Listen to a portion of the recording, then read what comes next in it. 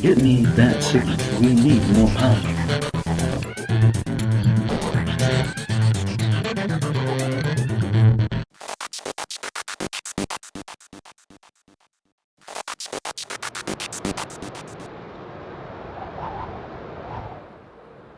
Alright, it's down to us three. We've locked everyone else in quarantine, but I suspect that one or more of you might be infected as well. I don't know, Matt. I'm not sure we should have locked everyone else up. If anyone isn't infected, they soon will be. And then where will we be? Look, somebody in this camp ain't what he appears to be. Right now, that may be one or two of us. By spring, it could be all of us. So how do we know who's human? If I was infected, a perfect imitation, how would you know if it was really me? I'll tell you how. We're gonna play a little game. And if either of you is fracking infected, you won't be able to resist behaving that way in the game. For God's sakes, Mac, you're gonna judge us based on how we play a board game? How do we know you're not infected yourself? 'Cause I'm the one with the gun. If I was infected, I would have blown your fracking heads off already. Are you crazy? Okay, Mac, just calm down. We'll play your game. Just put the gun away. I need to know who I can trust, because I'm starting to get tired, and I need someone to watch my back. Let's get this game started. I'll tell you how it works. Okay, I'm going to give you a quick idea on how Dark Moon is played. Here we got a game with 3 players already in progress. Each player is either infected or not infected. There's usually, with a 3-player game, only one person will be infected. It depends on the number of players. And you get these status charts, cards at the beginning to indicate whether you're infected or not. The infected, once they decide to reveal that they're infected, and it's better to hide it as long as you can, then you get to execute this special power which can do bad things. The goal of the game is for the uninfected players to complete 4 events. The final event is chosen at the beginning of the game so that you know what you're building up towards. There's a stack of final event cards that you choose from. And at the beginning of the game, the commander, who gets this special blue commander die, and it just happens that the infected player is the commander this time, gets these special infected die. Everybody has these little screens. They list different actions that you can do, what happens if you get fatigued, what happens if you get placed in quarantine. It's generally not good. And here are the number of dice that you start with. 2 black, 2 red. Everybody starts with the same number of dice. As you spend those dice, they go into this resource pool here, and other players get to pick those dice up to regain their dice during the game. This first event, the commander chooses from 2 events. They pick 2 cards, and since this commander is infected, they're going to pick the harder one. This one has 3 spots that need to go. That's 3 tasks that have to be successfully completed in order to get past this event. And then once this event is completed, the commander must give the commander card to another player. So the commander may or may not want to pick this one because they may not want to give up that commander card. Whereas this other one has something else that happens, but this happens right when it starts. But we already have an event out here, and it already has 1 completed task on it. It's actually this player's turn. So on their turn, they get to retrieve all of their dice up to their die limit. So everybody has a starting die limit of 4. This can change during the game depending on certain tasks or things that happen. So he's already got 4 back here.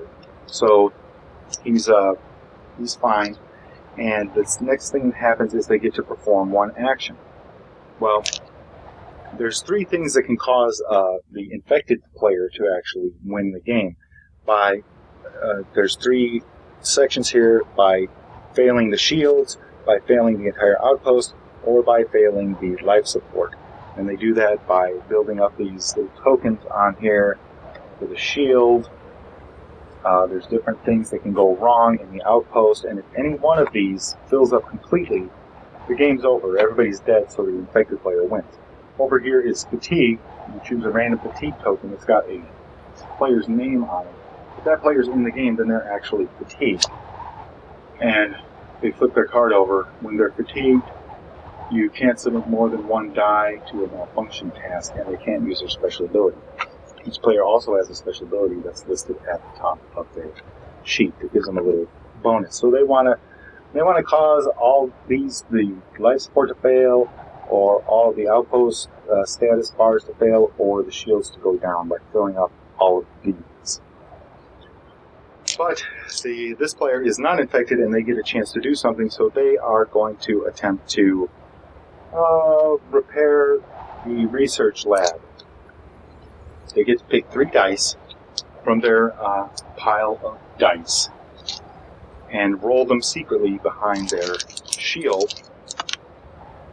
And if they have a positive result, then that means that they have successfully repaired whatever it is they were trying to repair.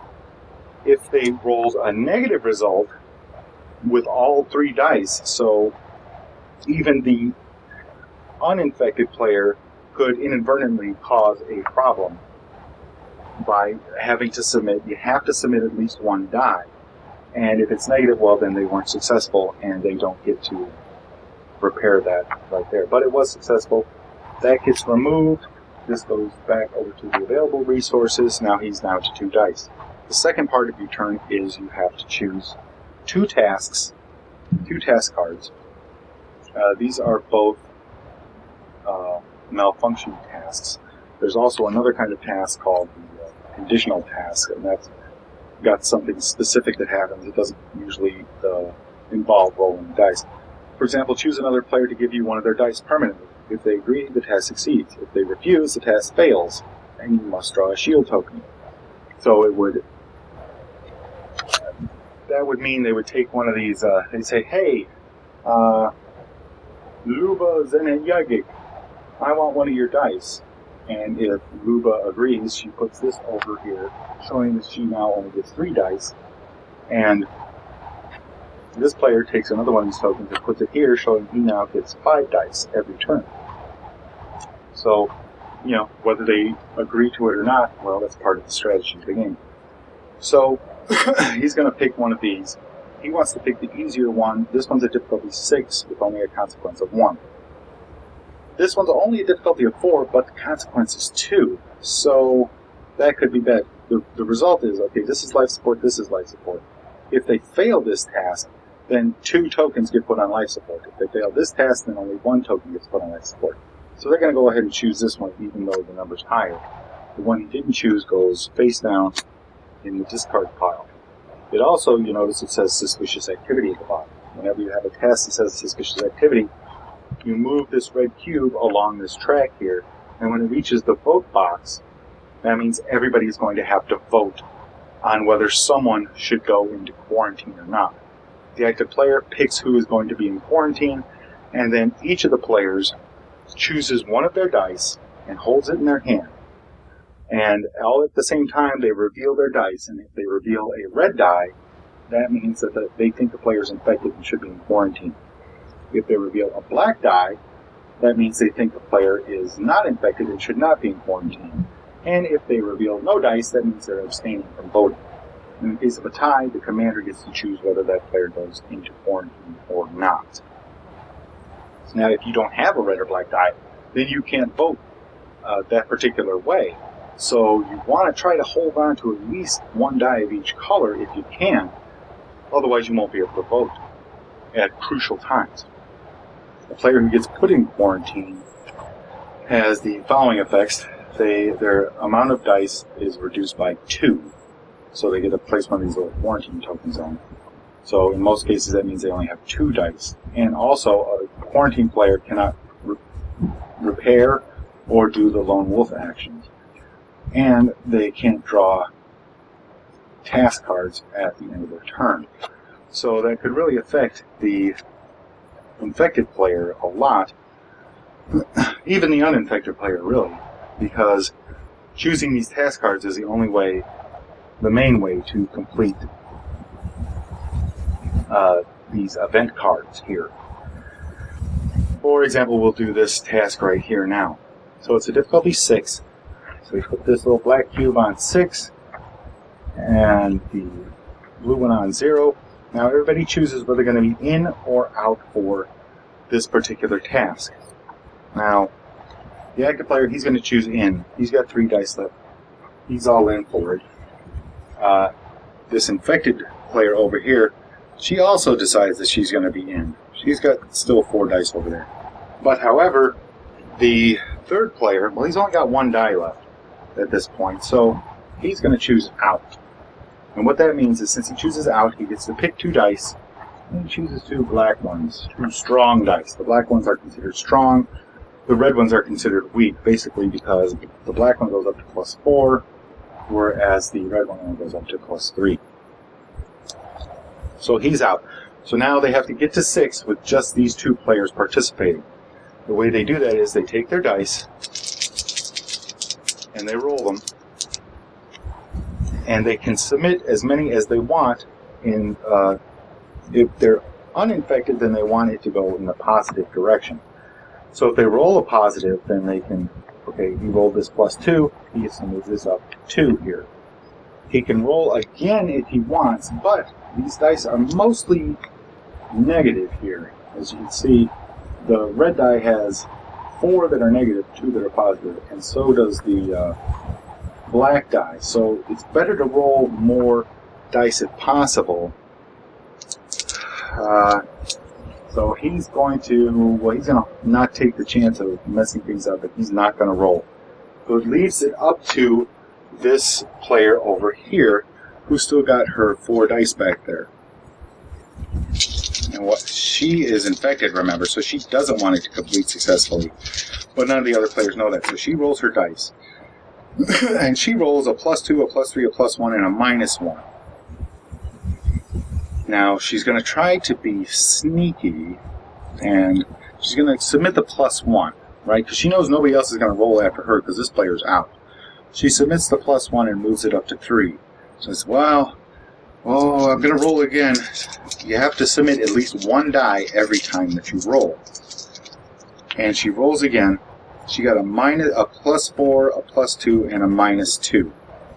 So this time she's going to submit the -2 because she has to submit at least 1. She's going to say, oh, that's the best I rolled. They were all negatives. So then it drops back to there, and she's only got 2 dice left. She says, I'm going to try one more time. Maybe we can complete this thing. And this time she actually rolls a -1 and -2. She takes the -1 and moves the track back to 0.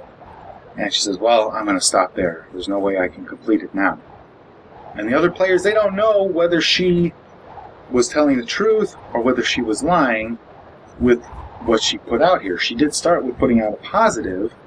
So, who knows? Are they infected or are they not infected?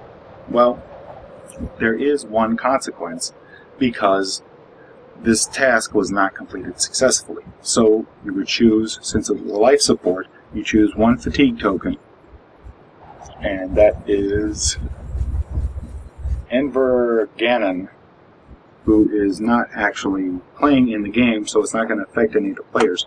If any of the players actually get infected, fatigued, you flip the card over to the you are fatigued side, and it says they can't use their special ability, and they can't submit more than 1 die during a malfunction task. So she would have had to have stopped. If she was fatigued, she would have had to have stopped after submitting this +1 here. So this now has 1 fatigue token on it. If it gets filled up, then the infected player wins the game.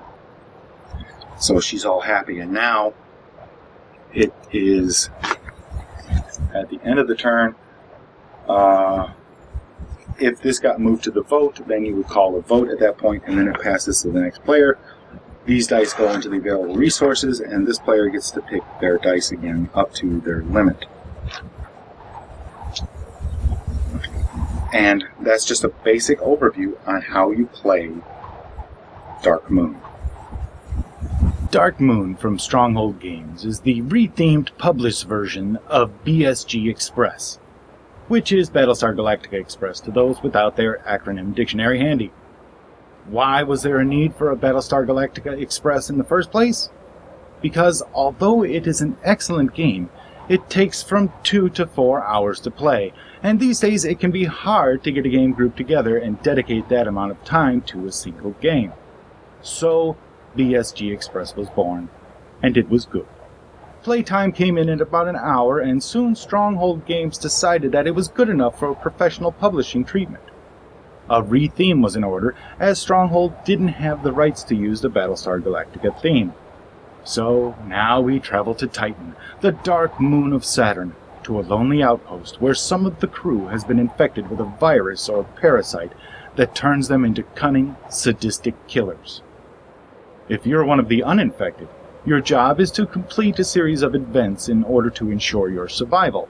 If you're one of the infected, your goal is to stop them. You can't rest until everyone is dead.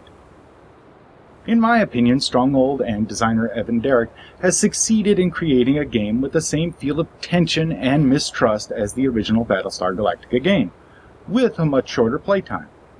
Games clock in at a little over an hour, and everyone starts eyeing each other distrustfully right out of the gate. The genius in this is the hidden dice mechanic used in the game. With a limited dice pool and both strong and weak dice in limited supply, you must constantly decide when to roll the dice and when to avoid it. When you do roll, you're just as likely to cause harm as you are to do good. You might roll 4 dice to try and increase your chances of success, but still end up rolling all negative numbers and looking like an infected player because you have to submit the negative die that causes all kinds of problems for the uninfected team. Sure, you can insist that you had no choice, but isn't that exactly what an infected player would say?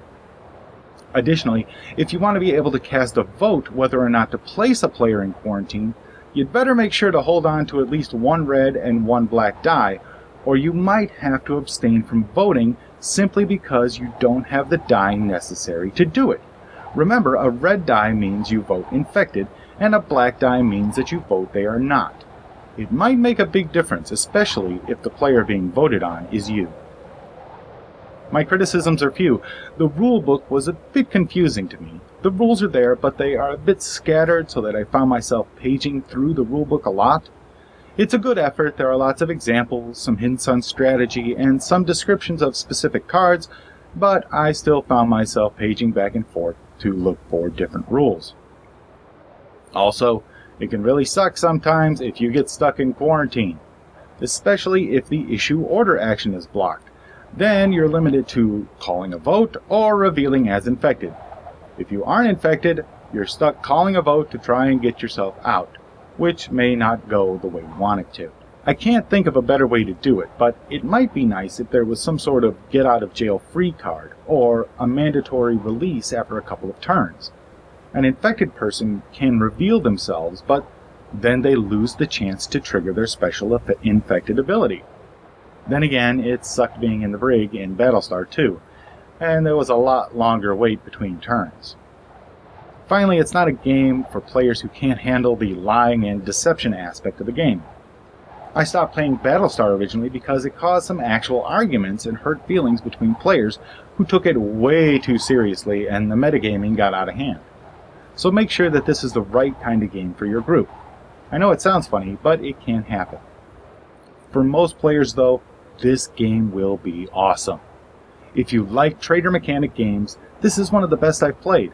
It's got a great pace, it's got thematic components, and innovative mechanics. If it was themed as John Carpenter's The Thing, it would be perfect, as others have mentioned. Thank you for joining me in this review of Dark Moon from Stronghold Games. Let me know if you found this review helpful by leaving a comment or sending me an email at Elliott_Miller@voiceofe.com. Make sure to subscribe to the Voice of E channel on YouTube, as I'll have a lot more thematic game reviews and board game giveaways, and you won't want to miss any of them. Please tell your friends to check out the Voice of E, and hopefully they'll subscribe too. Thanks again, and until next time, keep your mind free while you can. Get me that signal. We need more power.